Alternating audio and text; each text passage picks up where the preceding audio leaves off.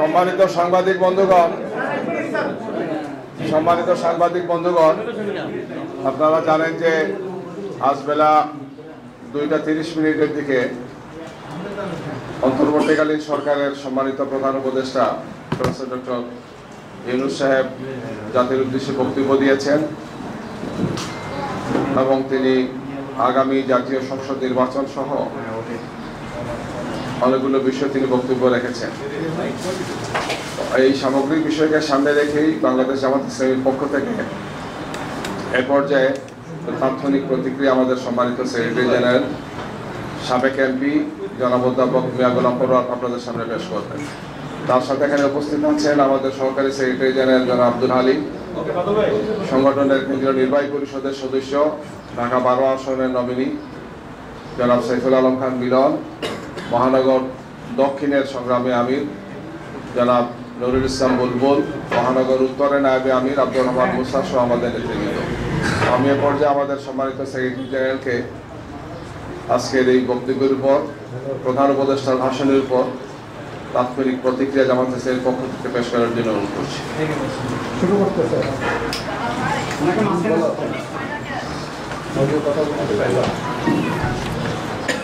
আসসালামু আলাইকুম ওয়া রাহমাতুল্লাহি ওয়া বারাকাতুহু। আলহামদুলিল্লাহি রাব্বিল আলামিন, সালাতু ওয়াস সালামু আলা সাইয়্যিদিল মুরসালিন ওয়া আলা আলিহি ওয়া সাহবিহি আজমাইন। সম্মানিত সাংবাদিক বন্ধুগণ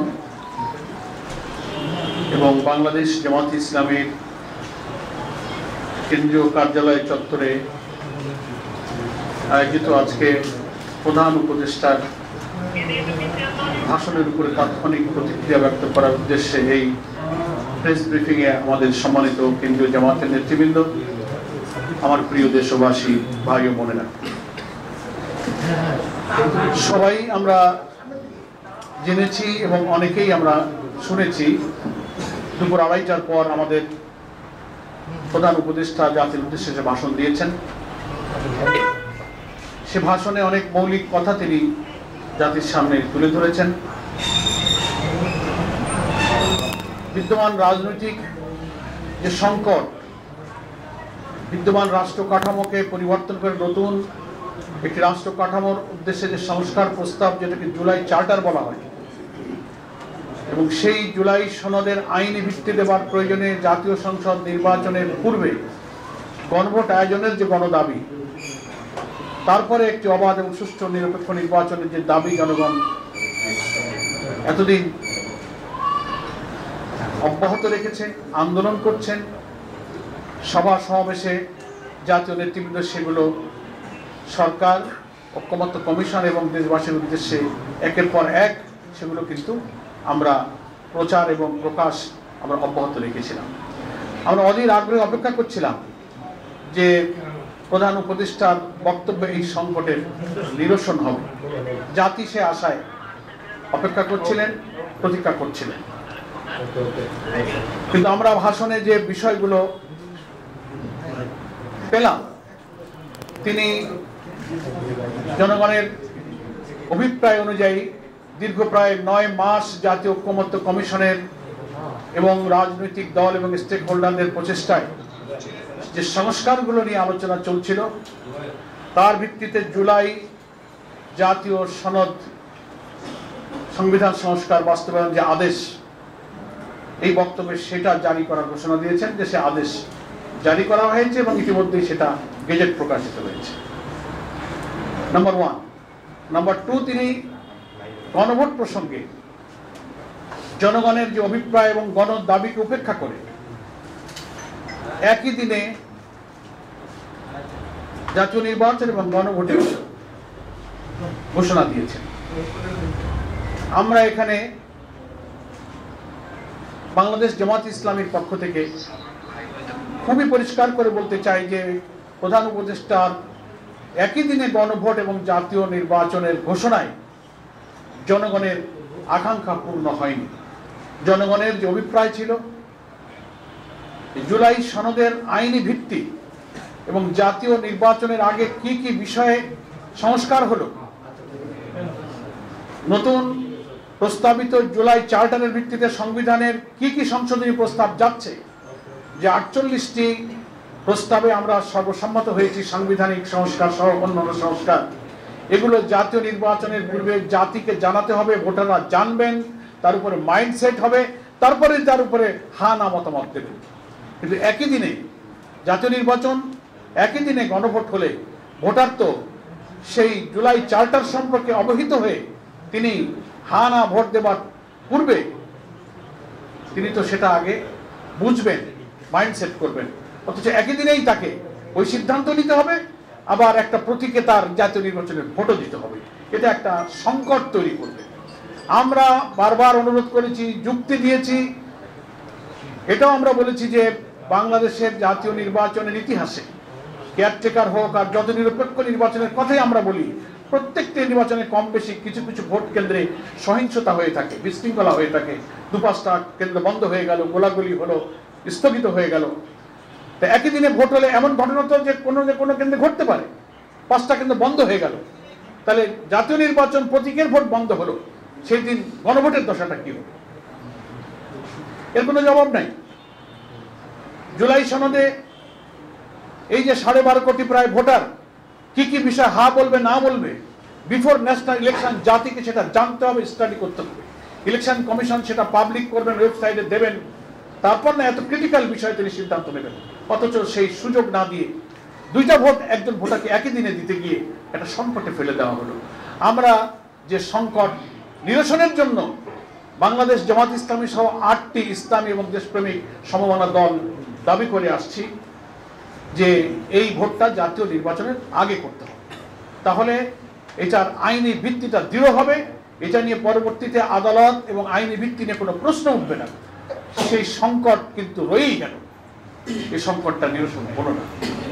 এটা হচ্ছে আমাদের জামাত ইসলামীর আপাতত প্রতিক্রিয়া। আমাদের একই আন্দোলনের সাথী সহযোদ্ধা আরো 8টি রাজনৈতিক দল ইতিমধ্যেই প্রত্যেক দল তার নিজ নিজ দলীয় ফোরামে তাদের এই ভাষণের উপরে প্রতিক্রিয়া পর্যালোচনা নিজেরা করছেন, এবং পরে আমরা 8 দল সম্মিলিতভাবে আমাদের করণীয় ইনশাল্লাহ স্থির করব।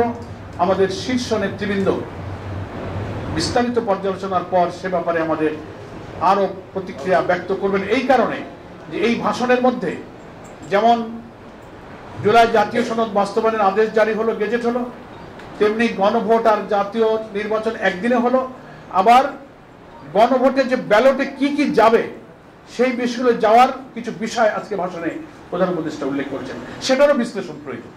এই জন্য আমরা জামাত ইসলামী আজ সন্ধ্যায় পরে আমাদের সর্বোচ্চ অ্যাপেক্স বডি নির্বাহী পরিষদ সন্ধ্যা 6টায় আমরা আমাদের এই ভাষণের উপরে মূল বিষয়ের গভীরে আমরা পর্যালোচনায় বসতেছি। সেখানে আমাদের লিগ্যাল এক্সপার্টরা থাকবেন। আমরা আশা করছি বিস্তারিত এই সব বিষয়ের খুঁটিনাটি পর্যালোচনা করে আমরা এ ব্যাপারে আরো বিস্তারিত প্রতিক্রিয়া ইনশাআল্লাহ আপনাদের কাছে পরে জানাবো। তবে আমরা আজকে সংক্ষেপে এতটুকুই যে এই ভাষণে একই দিনে গণভোট আর জাতীয় নির্বাচনের ঘোষণা দেওয়ায় জনগণের আকাঙ্ক্ষা পূর্ণ হয়নি। যে সংকটমুক্ত স্বচ্ছ নির্বাচনের আশা আমরা করেছিলাম সে সংকটটাই কিন্তু রয়ে গেল। জাতীয় নির্বাচন সুষ্ঠু সুন্দর হওয়ার প্রশ্নে আমাদের যে ঐক্যমত এবং আমাদের যে প্রচেষ্টা সেখানে একটা সংকট আমাদের রয়ে গেল। আমি আপাতত জামাত ইসলামী পক্ষ থেকে এতটুকু প্রতিক্রিয়া আপনাদের কাছে পেশ করছি। ইনশাআল্লাহ আমাদের আজকের সন্ধ্যার নির্বাহী পরিষদের বৈঠক শেষে আমরা একটা সময় নির্দিষ্ট করব, আমাদের নেতৃবৃন্দ আপনাদের কাছে বিস্তারিত এই ভাষণের উপরে প্রতিক্রিয়া খোলামেলা বক্তব্য রাখবেন। সকলকে ধন্যবাদ। আপনারা সবাই ভালো থাকবেন। জাতির সকল সংকটে, রাজনীতিতে, দেশ গঠনে, গণতান্ত্রিক সংগ্রামে, নতুন বাংলাদেশ গঠনে আপনারা যেভাবে সাহায্য করছেন, সারা দেশের সংগ্রামী দেশপ্রেমিক জনগণ, জুলাই যোদ্ধা, জুলাই 24-এর গণ অভ্যুত্থানে আত্মদানকারী ফ্যাসিবাদ বিরোধী সংগ্রামের সকল রাজনৈতিক শক্তিকে আমরা শুভেচ্ছা জানিয়ে আমাদের আন্দোলনের সাথে থাকার জন্য, আমাদের এই প্রিয় জন্মভূমি বাংলাদেশ যেন আর কোনো ফ্যাসিবাদের জন্ম না হয়, এমন একটি রাষ্ট্র কাঠামো আমরা এই নির্বাচনে সংস্কার প্রস্তাবকে সকলের অভিপ্রায়ের মধ্য দিয়ে যেন মেনে নিয়ে গড়ে তুলতে পারি, সবার আশা যেন পূর্ণ হয়, সেই সাথেই আপনারা সবাই থাকবেন সেই আহ্বান জানিয়ে আমি আজকে সংক্ষিপ্ত প্রেস ব্রিফিং এখানেই শেষ করছি। আল্লাহ হাফেজ। বাংলাদেশ জিন্দাবাদ। আমাদের সেই কর্মসূচি এখনো অব্যাহত আছে। 16 তারিখে আমাদের শীর্ষ নেতৃবৃন্দের বৈঠক হবে। সেই বৈঠক থেকেই ওই কর্মসূচির এবং এই ভাষণ সংক্রান্ত বিষয়ে 8 দলের কি প্রতিক্রিয়া সম্মিলিত হবে আমরা আশা করছি আমাদের শীর্ষ নেতৃবৃন্দ সেদিনই সব বক্তব্য রাখবেন। এর আগে যে ঘোষণাগুলো দেওয়া হয়েছে সেটা বহাল আছে, সবই বহাল থাকবে। পরবর্তী ঘোষণা আমাদের নেতৃবৃন্দের না আসা পর্যন্ত গতকালকের সাংবাদিক সম্মেলনে আমরা যা বলেছি 8 দল সেটার উপরে আমরা বহাল আছি। সেক্রেটারি জেনারেল মহোদয়, প্রধান উপদেষ্টা তাই ঘোষণা করেছেন গণভোট এবং জাতীয় নির্বাচন একই দিনে। এটা পরিবর্তনের জন্য আপনারা কি আনুষ্ঠানিকভাবে কোনো সিদ্ধান্ত? আমার এই বক্তব্যের মধ্যে সব পরিষ্কার হয়ে গেছে, যদি বুঝে থাকেন। ধন্যবাদ সবাইকে। আসসালামু আলাইকুম। সাংবাদিক বন্ধুদেরকে ধন্যবাদ।